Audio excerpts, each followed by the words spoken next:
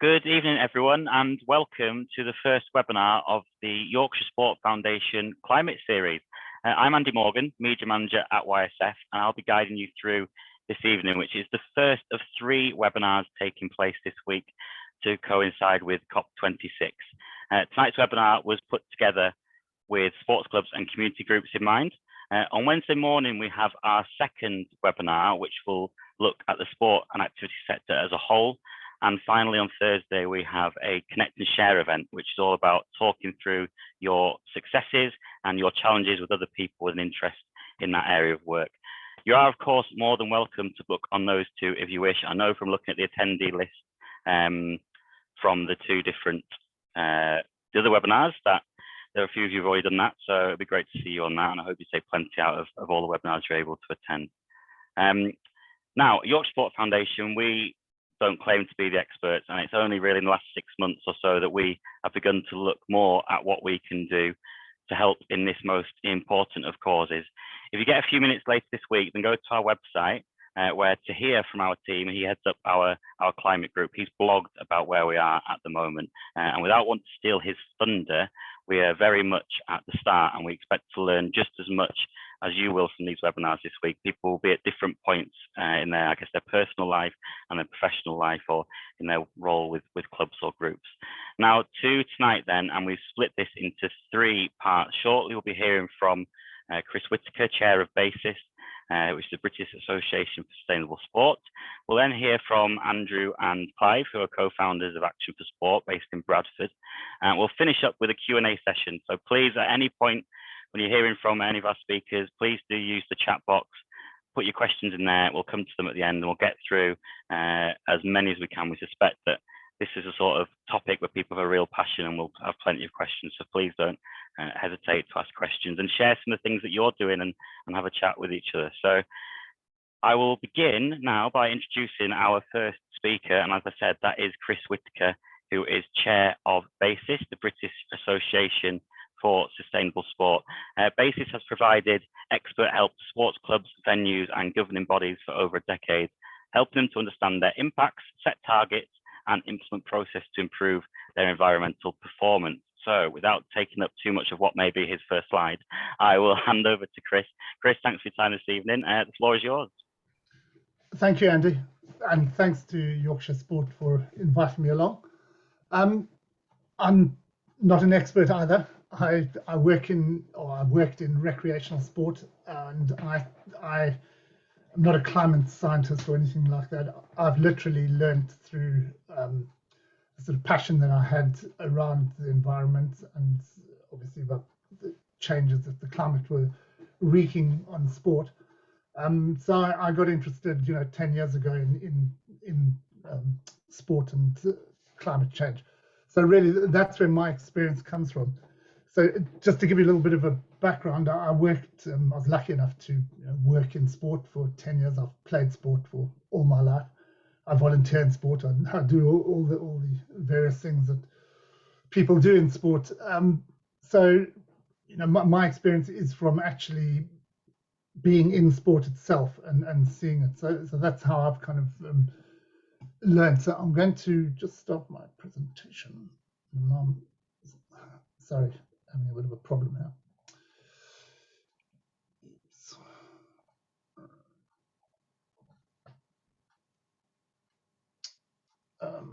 Guys, can you? Okay, Chris?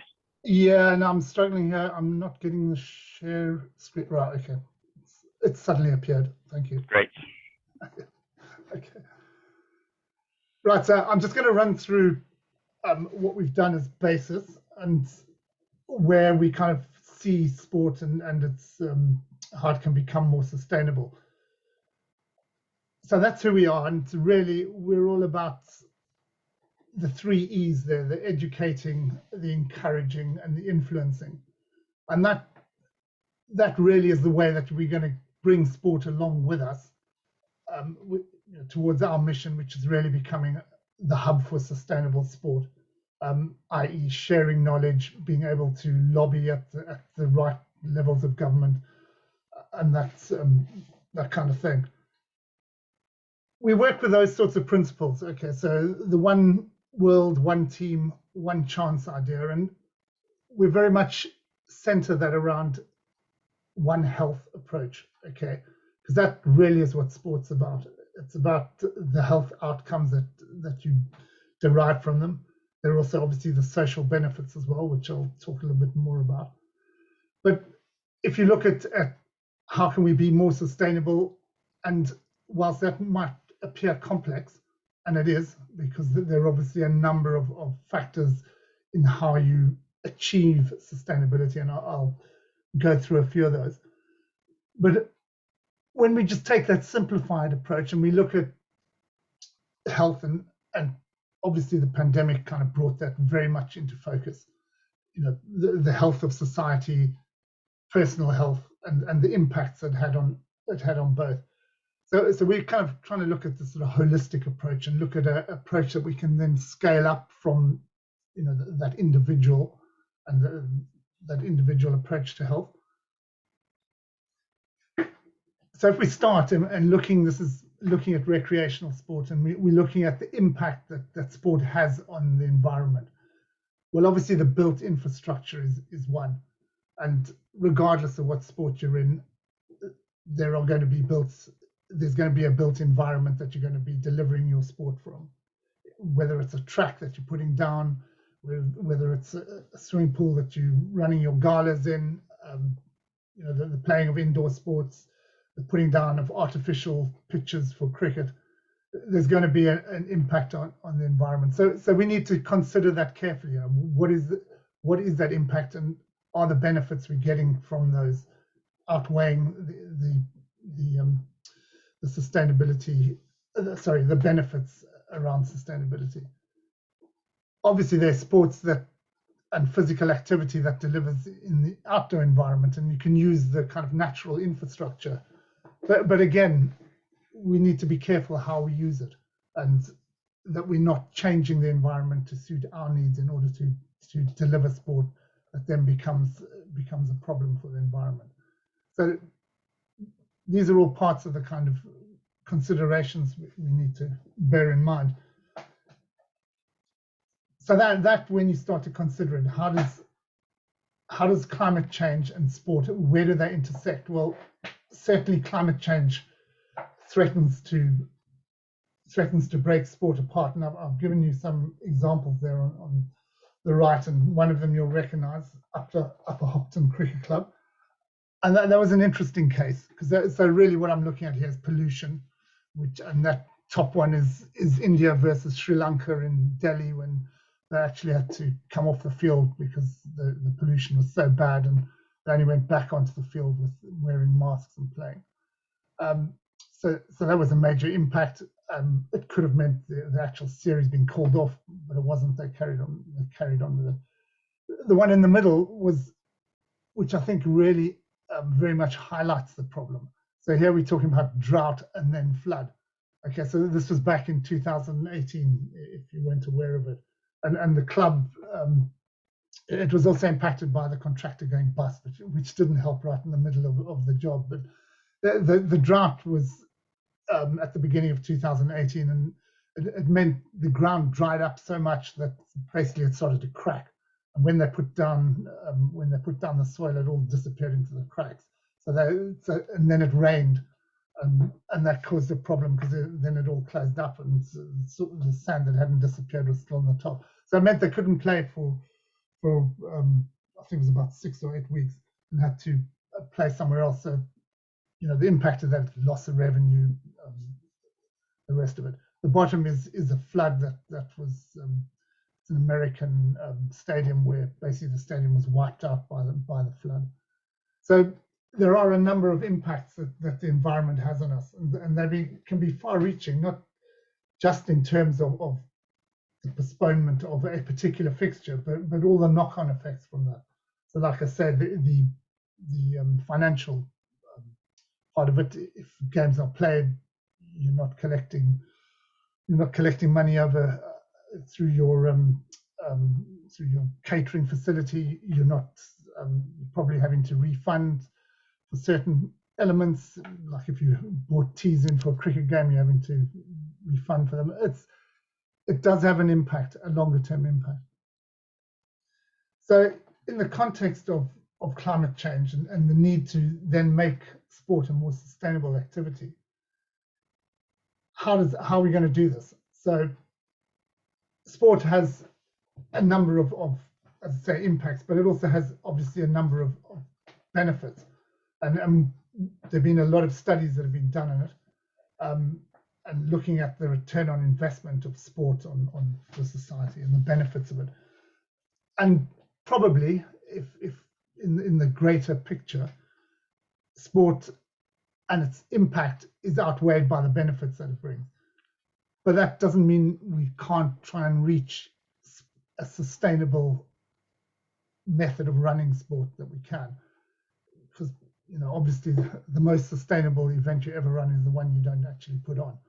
So, but that's that's not where we are, and that's not where sport will ever reach. It will always be part of society,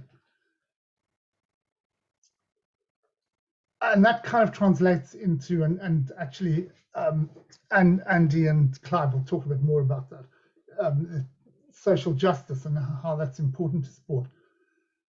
But from my perspective, social justice is about participation, and it's about giving everybody a fair opportunity to participate.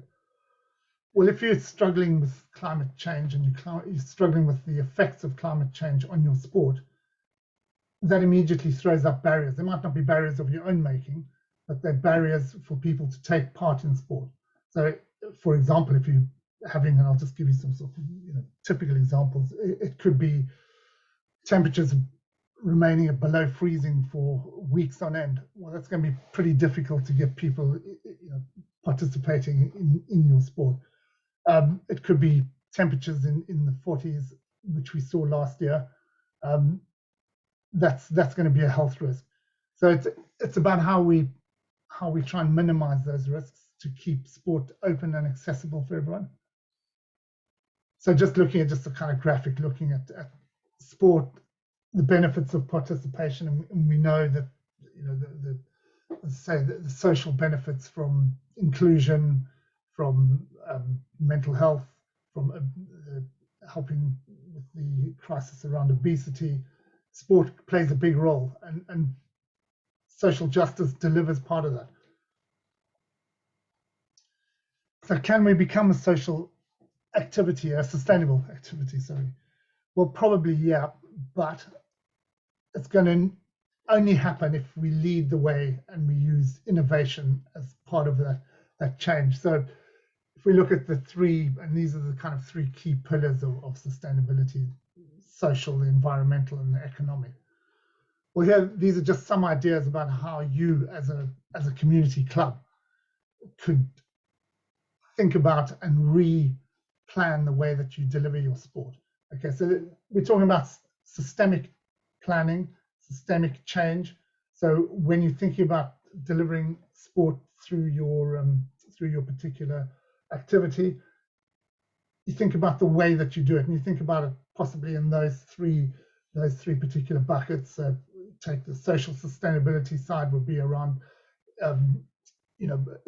where you're delivering your sport. Does it have an effect on the local community? If it does, how do you minimize that? How do you make sure that what you're delivering is for the benefit of the local community? How do you include the local community in what you're doing? And the Fair Play 360 idea is that you look around and make sure that whatever you're doing doesn't have a negative impact on society. And whilst there's sort of some high level stuff there about you're talking about trafficking and that kind of thing, well, that's again where you're sourcing your products from. Are you making sure that the procurement that you're using to buy in products for your club aren't being produced in those particular circumstances? So it's a fairly wide ranging, and as I said, it is a systemic approach to it. But even at a very local level, it's possible to do this. So the environmental sustainability side, it's looking at your water and waste management. It's looking at where your energy comes from. It's the kind of the way that you use your energy. Do you have LEDs? Do you use renewable energy? you look at the products and equipment that you're using in order to prepare your sport. So if you, for example, a football or a cricket club or a rugby club, how do you prepare your outfield? Are you using chemicals on it? Do you need to try and think about other ways that you can prepare it without using those sorts of products? And then there's the logistical side of things as well, really important. So traveling to away games, fans coming to your venue, are you making it as easy for them to get there? Are you making sure when you're traveling to away fixtures that you're trying to minimize your carbon footprint? The organizational side, well, that's you as a club. It's the people and management side of it. Do you have an inclusive policy in the way that you attract people to your committee, and do you make sure that it's as accessible and as easy for people to help steer your club and come up with the sort of management policies? Who do you work with? Do you make sure that the people that you're working with as a club in the wider kind of context of delivering the activities? And then your finances. Obviously, the finances are the bedrock of keeping going from week to week and month to month and year to year. But it's the way that you make your profit.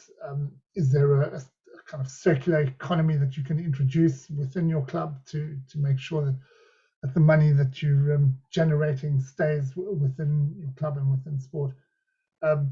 So yeah, it's looking at all those different aspects. Then just on the equipment side, and I've just sort of picked one particular element here. Well, equipment and apparel is a big thing. At the moment, there's probably not that many options in terms of certainly sustainably made products. So this is one campaign. Guess who they are? And they make trainers from recycled plastic. But that's kind of not the issue. Really, what we want is less trainers used. Trainers used, but their life extended by repair or refurbishment, and Clive, we're going to talk a bit about that as well. And it's making sure that we don't become a wasteful part of society. We try and maximize our resources as best that we can.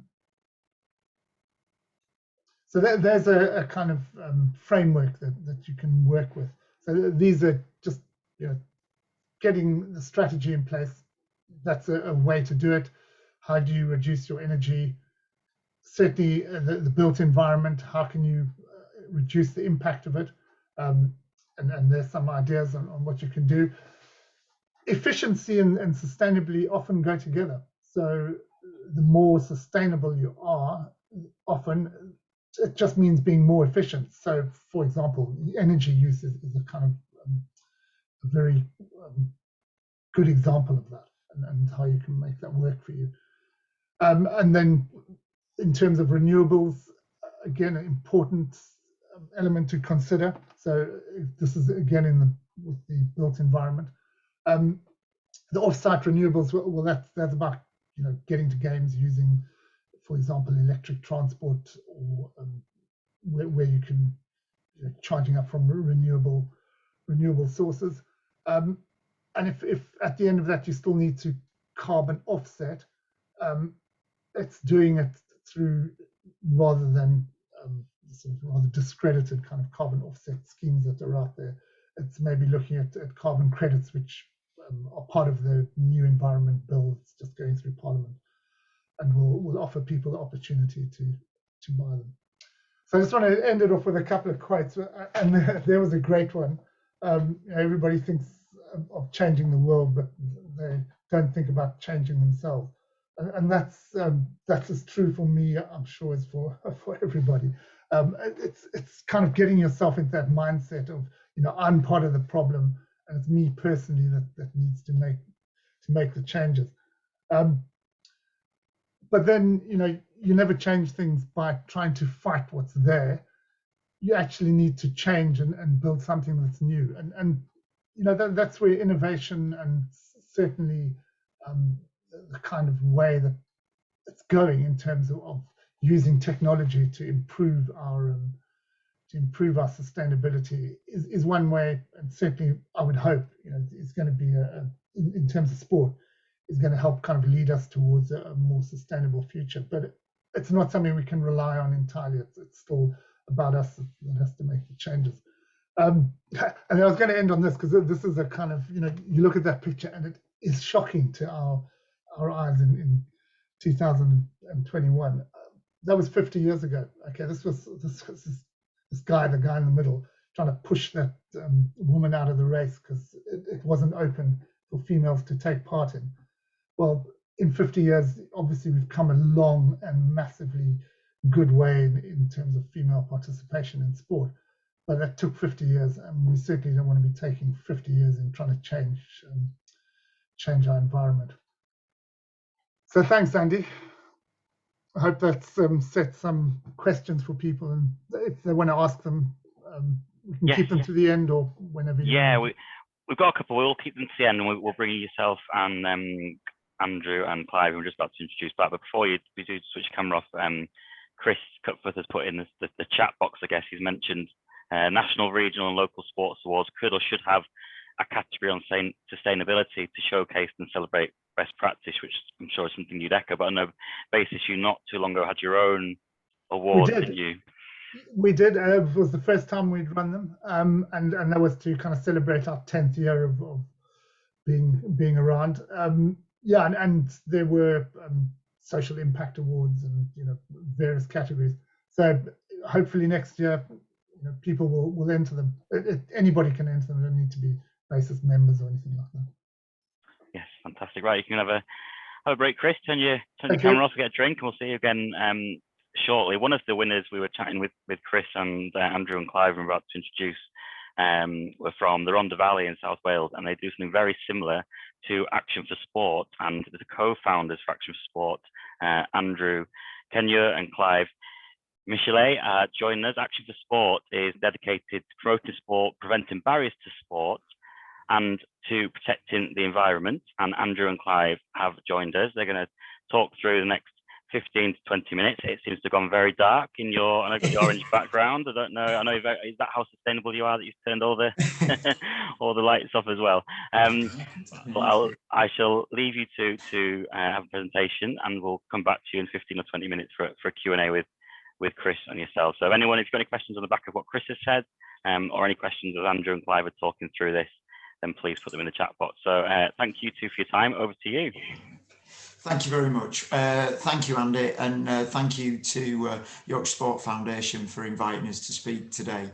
Today we're obviously going to be talking about the role of the sports clubs and how we're working together to create a greener Yorkshire. So my name's Andrew Kenure, one of the co-founders. And I'm Clive Michallat.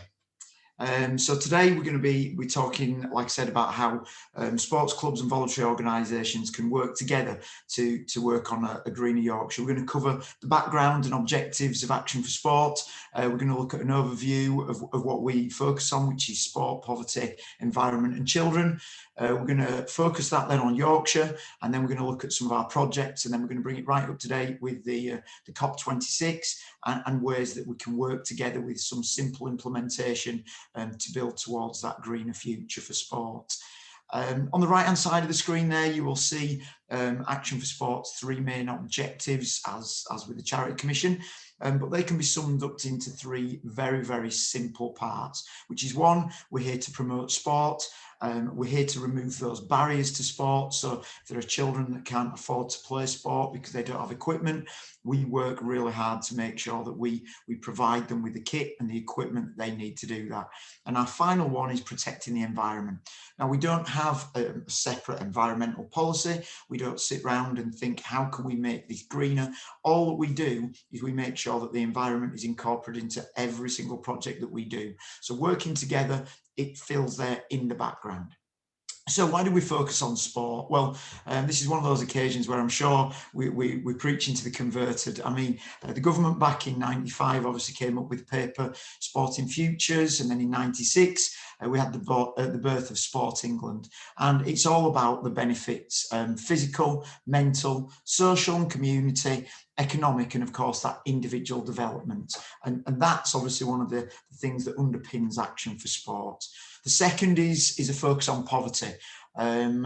Poverty reduces opportunity, gives many multiple disadvantages, whether that be income or unemployment, health, and it has a massive effect. And when you think that in the United Kingdom there are 14 million, that's 1 in 5 of the population who are classed as living in poverty. Yeah, I mean, Action for Sport, we were formed in December 2018.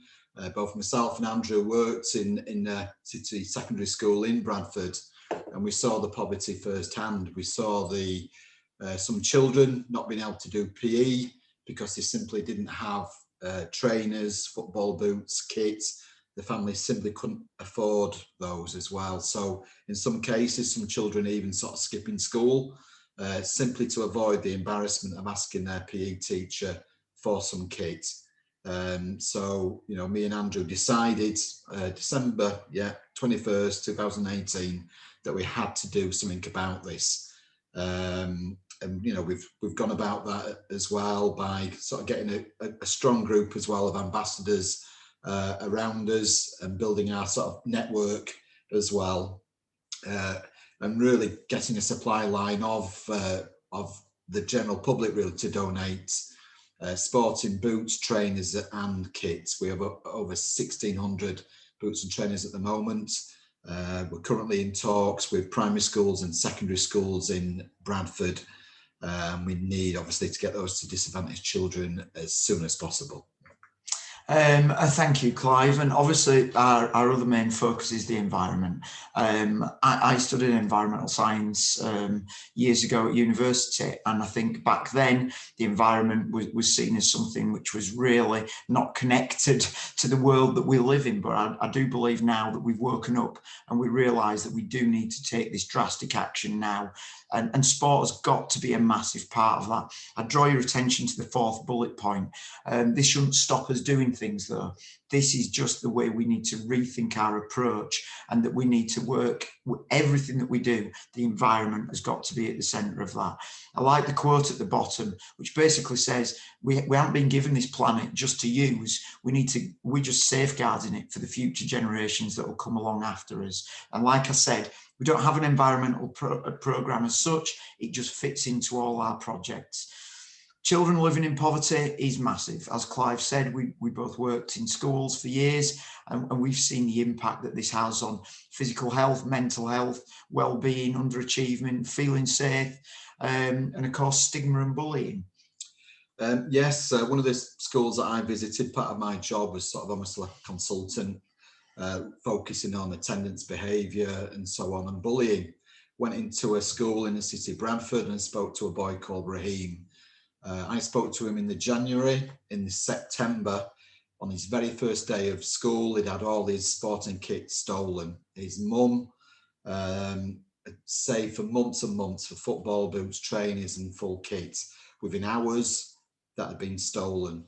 When I spoke to Raheem in the January, we were talking, I sat him down and he just broke down and cried and said, you know, Mr. Michallat, I love to play football. I don't know how I'm going to be able to get any more kits. And I just sort of sat him down and just sort of said, look, we do have some connections. We are starting this charity. And I promised myself then that Raheem would be the first boy to get a pair of boots and some kits. And sure enough, after COVID and so on, 12 months down the line, I spoke to Raheem's mum on the Friday and said, look, can we come on the Monday to your home address? I want this to be done as discreetly as possible. And we're going to surprise Raheem with some brand new football boots that a member of the public had donated to us and some sporting kit. So there we turned up on the Monday to Raheem's address, and Raheem answered the door. And I said, you know, do you remember me, Raheem? And just sort of said, look, we remembered what you said. Here's some boots, here's some kit. And the little twist to the story, he was a Man United fan as well. Through sort of my work as a Bradford City Scouts and having contact with Mason Greenwood, we told Mason about Raheem, and Mason actually sent a signed football shirt to Raheem, and it was something that Raheem said he would always remember. And we've not forgotten that school as well, and this week we will be going back into that school. We've had talks with them, and it really hits home when a member of staff says to you, says, Clive, we've got some brothers where one day one of the brothers wears shoes, the next day he'll wear the trainers and he'll swap them with his brother. And that just really hits home to you, the poverty on our doorstep. And we'll do our very best to reach as many children as we can. And focusing that onto Yorkshire, I mean, there's every area of Yorkshire has got child poverty. Down the left-hand side, it shows you all the parliamentary constituencies there. Obviously, at the top, you've got the Sheffield, Hallam, York, Harrogate, Skipton. They've all got child poverty within those areas. If you look down the bottom, there's the 4 areas that we're currently working in. You've got Bradford West, Bradford East, Leeds Central and Bradford South. And if you were to take all the children living in poverty across Yorkshire, you would fill Valley Parade 13 times. So that's a massive amount of children out there that need our help and our support. There it is then. Bradford is ranked the 5th most deprived local authority area in England. And if you look, Bradford West and Bradford East are amongst the highest. Yeah. And the stats say Bradford West, Bradford East. We've been to see 2 secondary schools last week, and we're aiming to go into a big secondary school, Bradford West, a big secondary school in Bradford East, really to just sort of, to action those as well. But yeah, I went into an inner city primary school in Bradford for the 2nd time.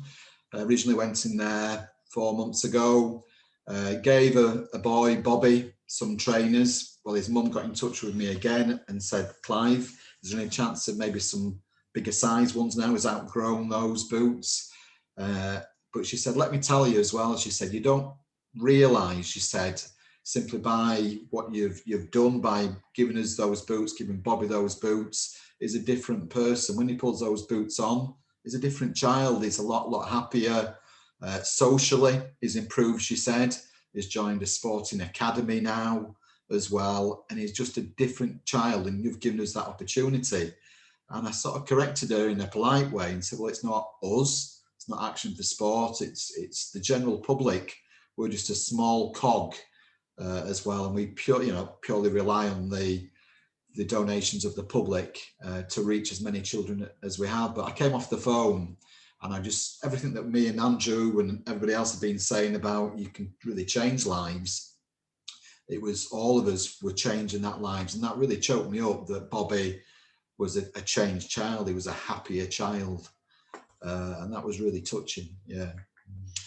So all of that is where we are. And down the left-hand side again, that's why we do it. Preventing poverty, protecting and preserving the environment, ensuring children can participate in sport, advancing amateur sport, and delivering an education programme. And that is just simply to promote the sport, to remove the barriers, and to protect the environment. At the minute, we've got 4 current projects which we're operating. Bring Your Boots, as we've already alluded to, is a very simple project. We collect used sporting footwear, and then through our Future Stars programme, we identify children that want to be involved in sport and can't be. So we might turn up, we might give them some football boots, we might give them some trainers, we might provide them with some shin pads. It's what they need to be able to play sport. Hope Helping Heroes is our education programme. We currently go in and run assemblies, workshops in schools, and all that is about delivering that key message. Develop, Nurture and Achieve is another programme where we actually go in and we might have a mini rugby tournament, we might have a running event, we might do a cross country, and we set that up to make sure everyone has that opportunity to play sport. But throughout that, if we've got children that are wanting to attend from a school but can't because they don't have the right kit, we obviously make sure that we provide them with that kit so that the barriers have been removed. And each and every one of our programmes fits our core values of promoting sport, removing barriers and protecting the environment. Let's bring this up to date. Now, I only found this out when I was doing my research in preparation for today. I understand now why we call it COP26, because it's got such a long title. It's the United Nations Framework on the Convention on Climate Change 26th Conference of the Parties. And I think it was a nice quote from Boris Johnson, where he said, humanity has long since run down the clock on climate change. It's 1 minute to midnight on the doomsday clock, and we need to act now. You've got David Attenborough there saying the people will leave now, and the generations to come will look at this conference and consider one thing: did the numbers stop rising and start to drop as a result of the commitments made here? And he thinks there's every reason to believe that that answer can be yes. Now, this is where we bring it right up today. That is what's been decided in Glasgow at the minute, but actually we can do it here and now as a group of individuals working together in Yorkshire. We don't have anything magic. We just run some very, very simple projects where we implement some very simple things. What do? We work really, really hard to make sure that all our projects have got the environment at the centre. Our electricity is provided by a green-only energy supplier. We've got a partnership with ARC Business Conservation Projects. So what they do is they plant seagrass, which offsets our carbon, and that obviously helps us to hopefully have a near zero carbon impact on the planet. We use fuel efficient vehicles and we car share. But obviously the biggest thing we do probably within one of our projects is based around recycling. So yeah, we rely on the general public to donate. As well as the general public, we've had some companies come on board, ASICS as well, big sports company, and just recently Saucony as well. And they've given us in total 400 trainers. So we're itching to get those trainers obviously out into schools as well. So again, you can imagine how much we've saved from landfill as well. So we've got really good links with companies, with the general public as well. We're very active on social media. So we need that supply chain as well. So it's really important for anybody listening here tonight as well. Just bear in mind as well, we need to reach those children, but we need that supply line as well. So we distribute as well. We're sort of distributing into primary schools as well. We did take note as well of what Tahir said as well about getting into sports clubs. So we're just going into sport clubs now as well, where there's a shortage, and actually giving disadvantaged children sports boots as well. But, you know, recycling as well. We managed an agreement with a local laundrette. So all our boots and kit is washed and sanitized as well. Before we actually distribute that into schools and sporting organisations as well. But like I said, yeah, we're just in talks with 2 big secondary schools. And like we said initially, Bradford East and Bradford West is really high poverty areas. And obviously we looked at that and we're actioning that now as well. And that needs to be done as soon as possible. And yeah, we can't wait to get stuck into that, can we? Absolutely. And I think the important thing at the bottom there, if you notice, 90% of sports footwear goes to landfill after only being owned by one owner. That's an absolute crying shame that is happening. And we want to take those boots and put them on feet, whether they be football boots, rugby boots, golf shoes, you name it, we want them out there. And of course, look down that right hand side, all of those things: mental health, physical health, climate change, environment, life skills, employment skills, equality and diversity, inclusion, all covered by that simple thing. But look the impact that has on the environment by doing that. So our project, we were really pleased that Yorkshire Sport Foundation saw in this the same that we do, the importance of this project. It's a 6-month project that we're running in Bradford, and we've so far been going for 4 months. In 4 months, we've saved families in Bradford approximately £21,100 in providing them with sports kit and sports footwear. And that's a saving that those families have benefited from, not having to go out and spend it. But crucially, some of those families probably would not have been able to go out and spend it. So that's children involved in sport who otherwise wouldn't be. On the right-hand side, you'll see we've saved 1.94 tonnes from going to landfill. So that's sports footwear and sportswear that is not in the ground anymore, that are actually on children, rather than where they can play sport, where they can enjoy sport, where they can have a great time. That's just one project in one city. Multiply this up, we're talking to West Yorkshire tonight and South Yorkshire, multiply that up across all the cities across our area and think about the impact that we can have on the environment. We want to support you. It's taken a long time to get to where we are. We've been working on this for 3 years now, but we're all about promoting sport, reducing barriers and protecting the environment. If anyone would like to work with us in what we do, if you want some advice, we'd always be happy to be here. I think it's about the little things that we can do, things like maybe a WhatsApp group. So if you're running a sports club, can your parents just be connected so that they can car share? Are you using an environmentally friendly energy supplier? Think about the little things, because I think, as Chris said, if we start with those little things, the bigger things will build on top. And together, we can work together to create a greener Yorkshire. Thank you. Fantastic. Thank you very much, both of you, for that.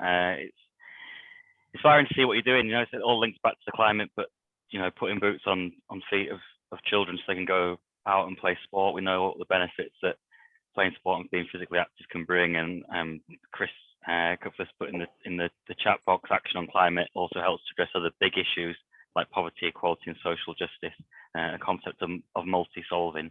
Think globally, act locally, he says. So yeah, no, it's fantastic the work that you're doing, and I'm sure we'll get into some more of that perhaps in the Q&A you mentioned there. You know, if anyone's got any questions or they can help, and now's as good a time as any. So Chris has rejoined us as well. We have got some questions that have come in. If you've got any more, it might be very specific things about what you want to do in your sports club or your community group, and you know, the guys here will do the best to answer them for you. So first question is for you, Chris. So I'm just asking, how is the work funded? How is BASIS's work funded?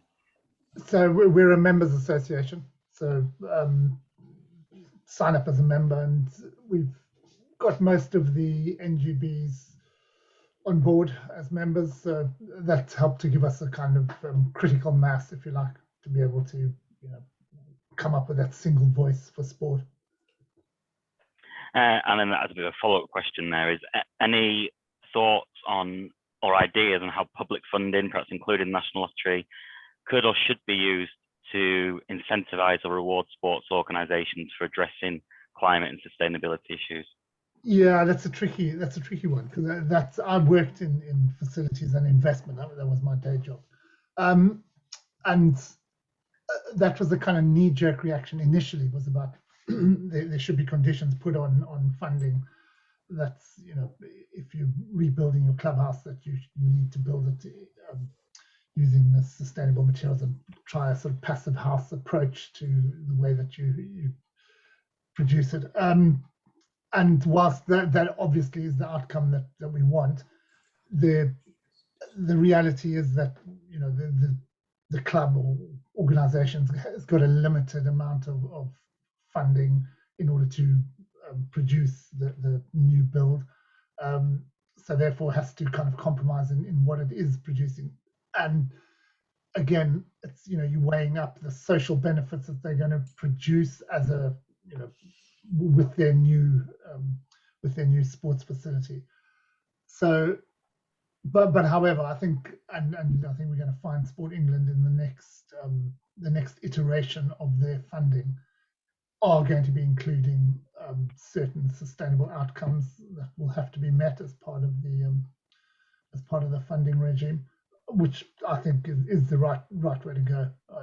Rather than building an unsustainable and massively carbon intensive facility that you produce, you are actually building something that's a bit more, a bit closer to what you want.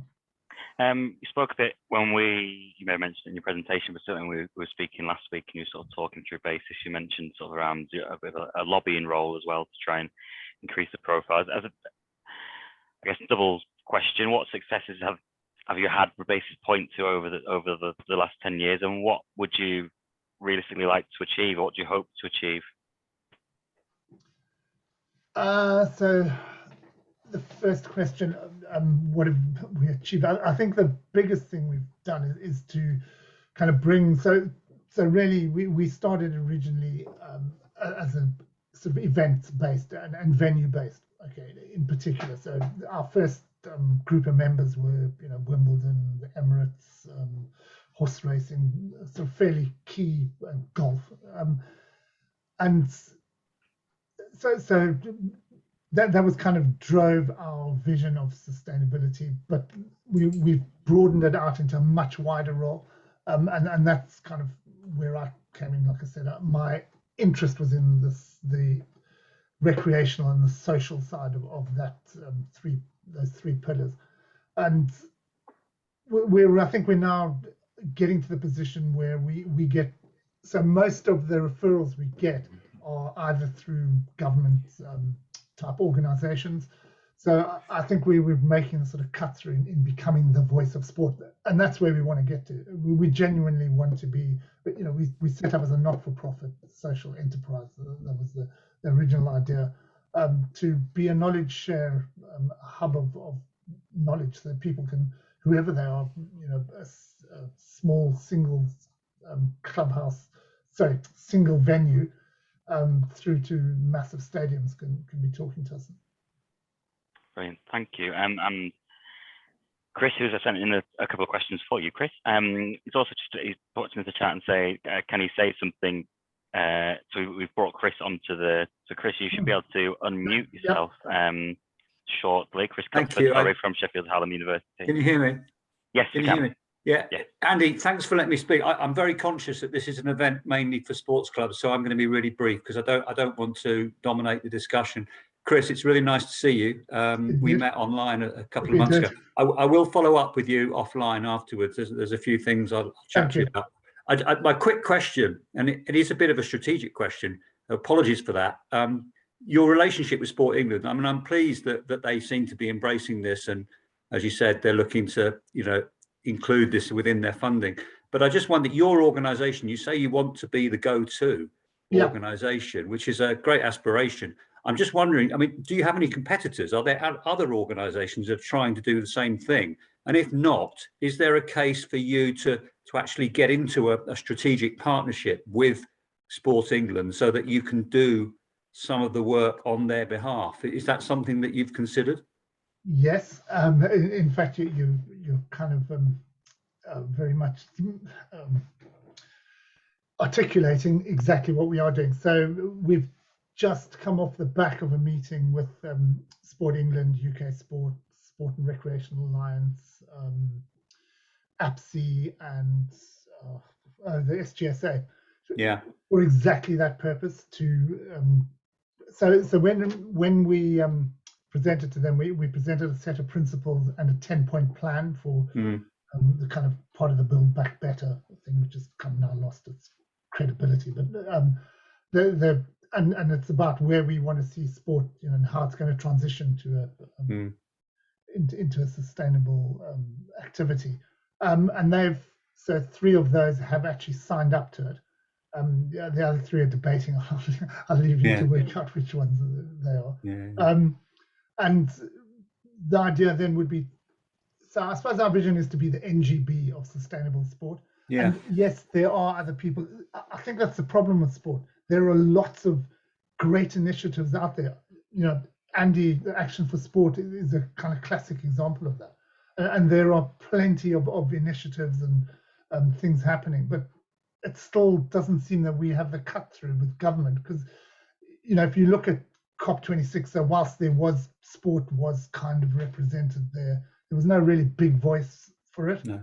And we're not mentioned in the Green Recovery Plan anywhere, despite the fact that we're worth north of 49 billion pounds worth of GDP to them. So I just at the moment we're not, sport doesn't have it. Well, we've never had we've always just had these ministers for sport. We've never had representation in cabinet, have we?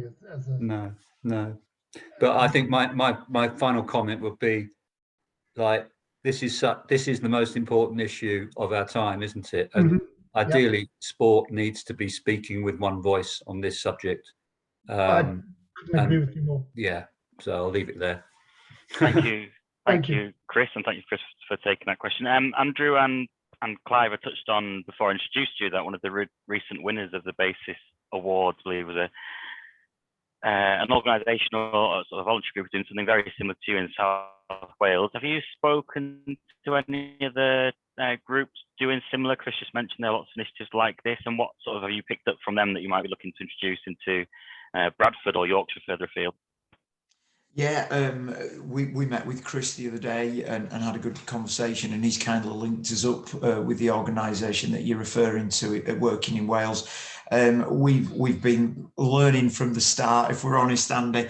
We've implemented so many projects and tweaks to make sure that our projects run as carefully and as discreetly as possible. I think one thing we didn't mention in the presentation, that sadly there's often a huge stigma attached with families that live in real poverty about receiving second-hand items, and that's something we work really, really hard to overcome. Everything that we do is done in such a discreet way, and that was through some of the learning that we took and that we will continue to do. There's lots of other programs that we're eager to put in, but of course it's where you start. Our ambition is to roll out the 4 projects that we talked about. One where we collect used sports kit or kit that companies would otherwise put in landfill, where we give it out, and of course then a huge part of this is about education.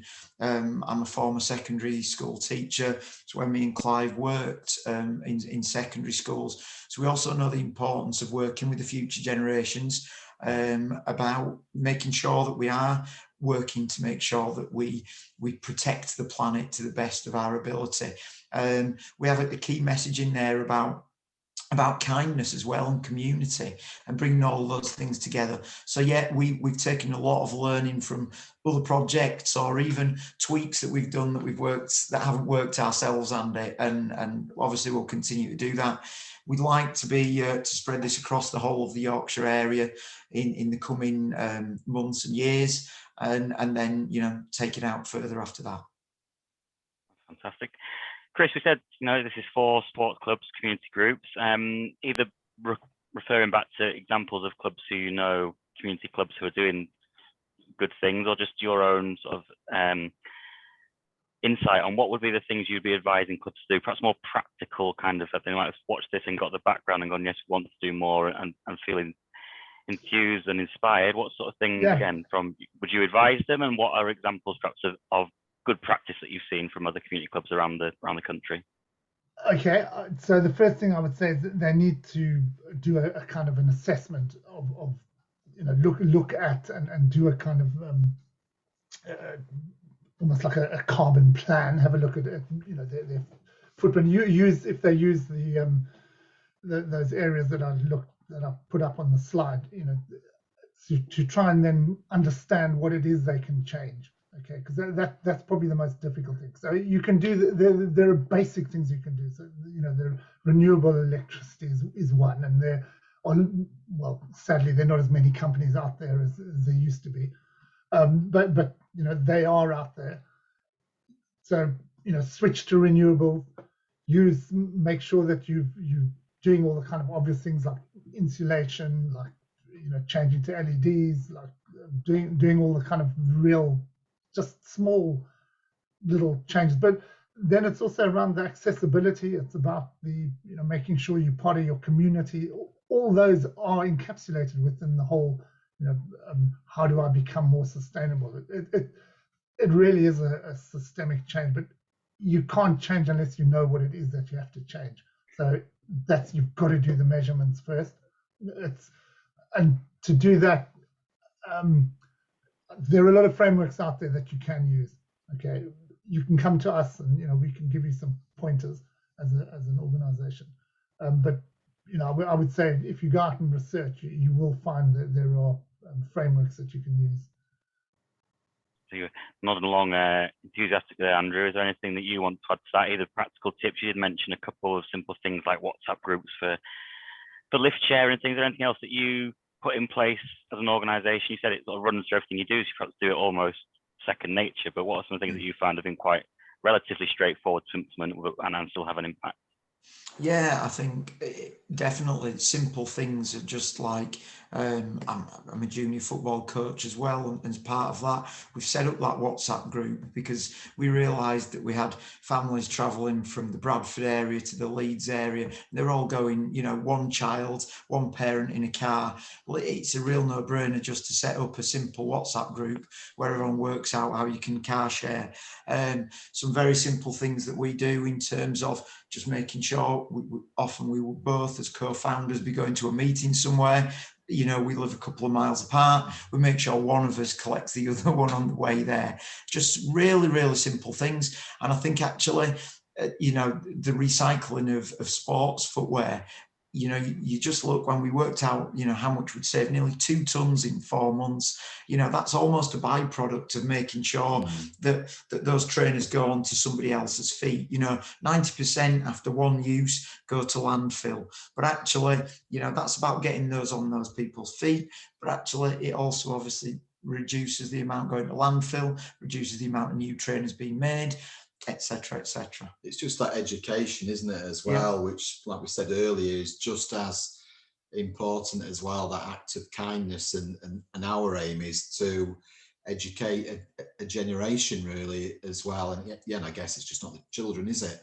It's here and now, it's adults, and it's always sort of referred to, the Bob Geldof moment at Live Aid, give us. And it's almost that, rather than dump things, 90%, like Andy said, 90% of items, sporting items are used once, then dumped. Give us to those, our organisation, the one that Chris referred to, Andy referred to as well in Wales. Yeah. That's what we need to do. We need to get those donations in. Yeah. A couple more for you. Julie Carter just mentioned, just to clear it up, but just so you can, you talk about football boots and the bring your boots. She's asked, just are girls getting those boots too? Football can often still be male biased. Obviously, girls and women's football is growing. Are girls getting those boots as well? Absolutely, anyone can have those boots. The way we operate is we obviously have to try and identify that they're going to people that are living in poverty. So we work closely with schools to make sure that in the old days it would be referred to as free school meal. Children are probably being offered them. The system's really simple. The school sends a link out. The parents of those children manage to say, yes, I would like. It depends what we're giving out. We might be giving out football boots. We might be giving out trainers. We might be giving out kits. That link goes to anybody, regardless of their gender. It's about getting people into sport, male, female, irrelevant. And recently as well, we've got Alex Bell. She made the finals of the 800 Olympics. We've got Jess Mayo as well. We've got a lady, Morgan Lake, who donated. She's a high jumper. She's donated some trainers. So we always thought it was important as well. Yeah, we need obviously athletes from a wide variety of sports, and that's what we're going to do. And if anybody has any spare time, I put on my LinkedIn actually a story. I went into Ollerton, a poverty area in Bradford, and actually gave some boots and sporting kit and so on to a little girl. And mum said, Lucy is sort of the quickest in the year, but she hasn't got any trainers, Clive, and so on. It just so happened that somebody had donated a size 3 pair of trainers, gave us some boots as well, and we gave her 3 sort of football tops and shorts and so on. And the mum's words were, "That's awesome, that's awesome." And the smile on Lucy's face was actually brilliant. And the mum sent me a text later on just to say, you don't realise, you know, what you've done, but again, it's not us, it's the general public. But that's on LinkedIn. That was very moving. I got back in my car from that, and it was a really choked up moment, really, of collectively, yeah, we can all make a difference.